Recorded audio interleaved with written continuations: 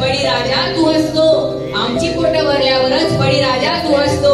तर सांग ना, आत्महत्या करताना तुझ्या मनात आमचा विचार का नसतो? तुला एकच प्रश्न विचारतो, त्याचं उत्तर देशील का? तुला एकच प्रश्न विचारतो, त्याचं उत्तर देशील का? बळीराजा सांग ना, परतून आमच्याकडे परत येशील का? बळीराजा सांग ना, परतून आमच्याकडे परत येशील का? धन्यवाद.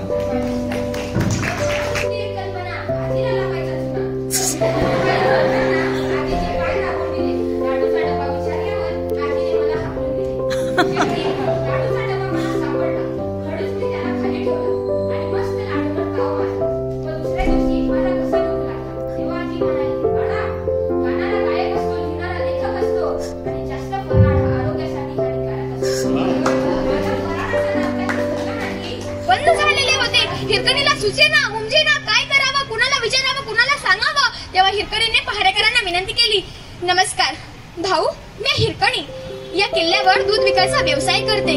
माझं बाळ आजारी असल्यानं दूध द्यायला उशीर झाला आणि दूध द्यायला उशीर झाला म्हणून दूध घेणाराही उशीर झाला. भाऊ, माझं बाळ घरी एकटं हो, ते रडत असेल, त्यांना काही खाल्लं नाही प्यायला नाही, ते रडेल. भाऊ, माझं घरी जाणं खूप महत्वाचं आहे. आजच्या दिवस सोड.